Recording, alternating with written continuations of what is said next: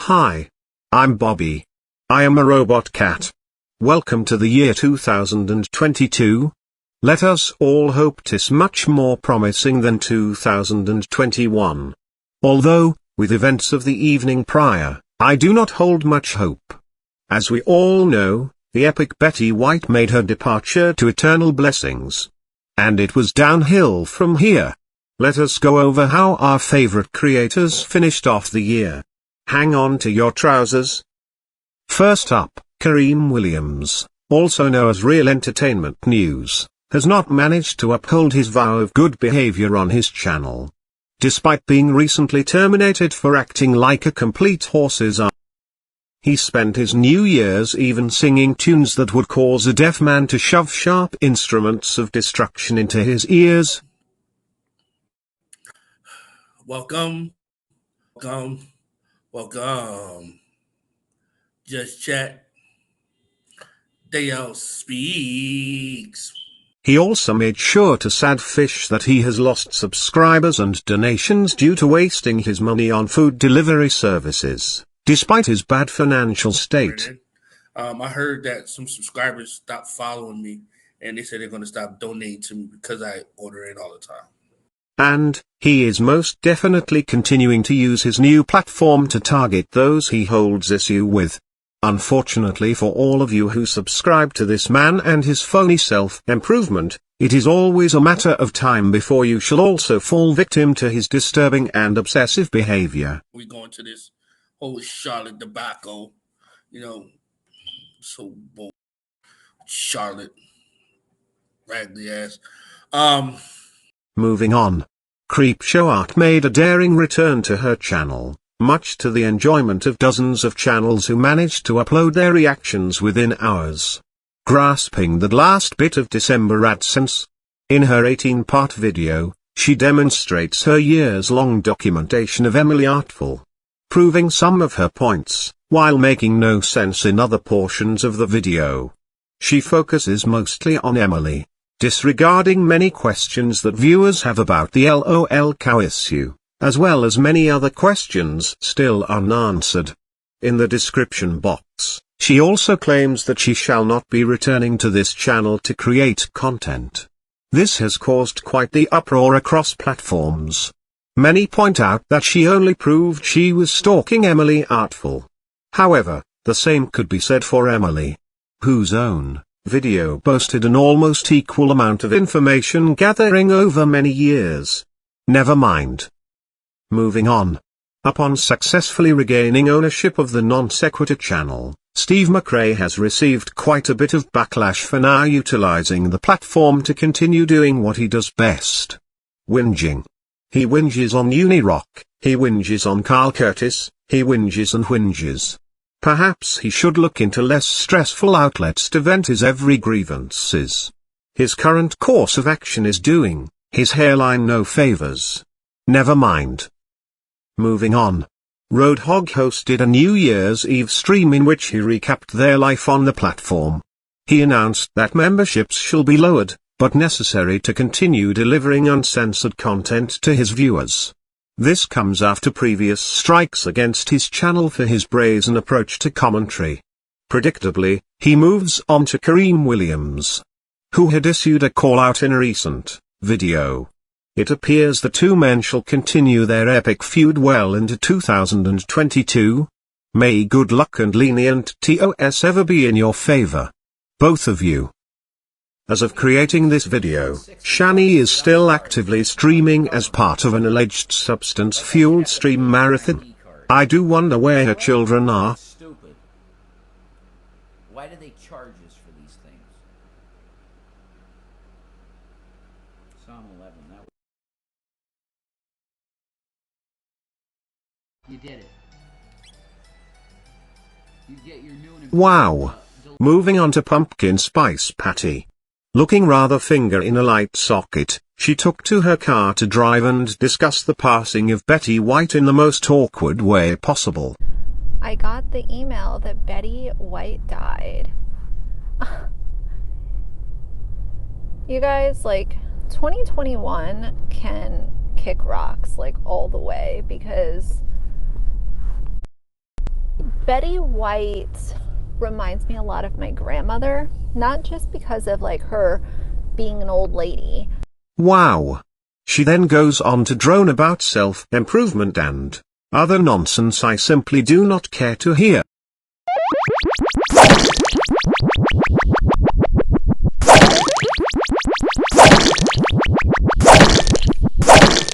Over on RockALot. Uni is clearly still quite gutted over my joke. Never mind. He hosted a stream in which he went over the CreepshowArt video.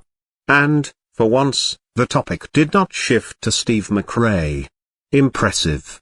And finally, after a hiatus from uploading during the most lucrative AdSense month of YouTube, Admiral Lanny returned for one of her most arrogant streams to date. In light of recent mentions from news outlets, and despite a cease and desist from the Sun, Catherine's ego is larger than ever. Many have speculated she received strikes from the Sun due to her constant use of their images and information for her content. She has continued to double down in denial of a strike, as well as only using sources for her content. In this rather boring live stream, she carries on about child safety online from atop her high horse.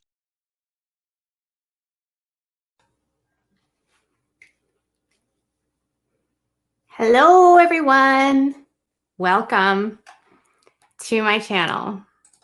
I am so happy to have you here. It is Friday, December 31st, and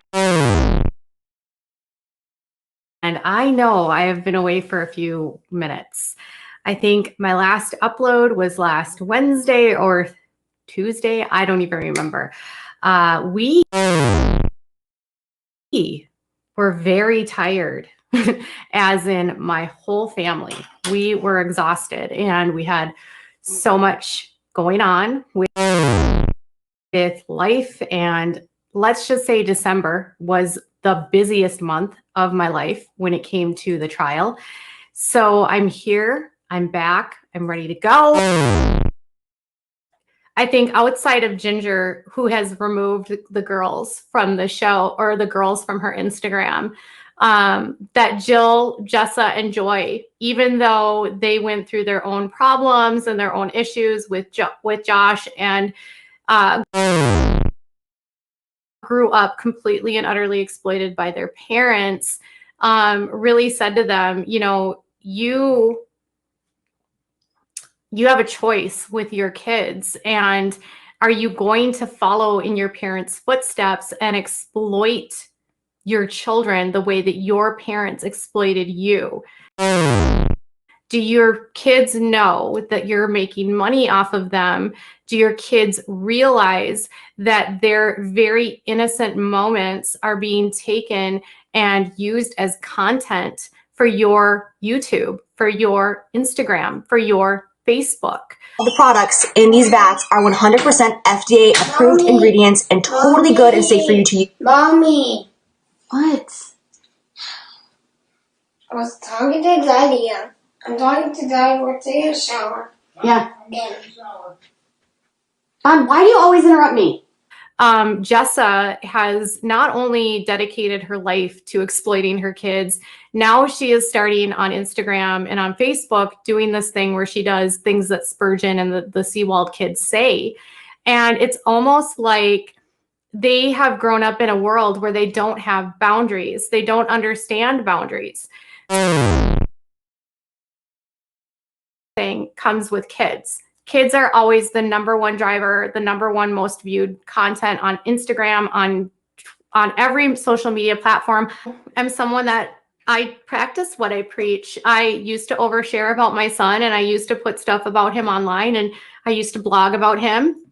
And I realized when he was like 4, maybe 5, I couldn't do that anymore. Catherine, are you sure you didn't stop sharing your son because your failed attempts at family vlogging proved fruitless? It's the Delano 4th of July, right? There's people parked behind the barricades at their ass. Are we going to the Delano 4th of July, buddy? Yep.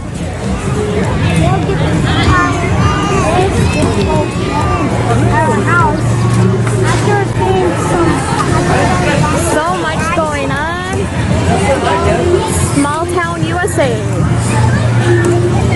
we stopped showing his pictures. So he has accidentally walked in on some of my live streams, and you may have seen his face, but we don't post photographs of him online.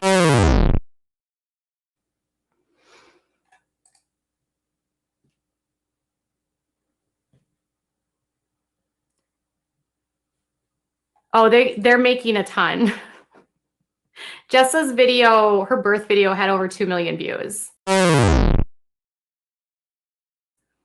Jessa was, I mean, 2 million views. She's making over $20,000 on that one video. That's the low end. The low end would she be making $20,000 on that video. The low end. So she's making a lot of money if she's uploading consistently. They make a ton. I mean, she has 2.3 million followers. Jessa does. Joy has 1.1 million. The Delano 4th of July, right? There's people parked behind the barricades at their ass. Are we going to the Delano 4th of July, buddy? Yep.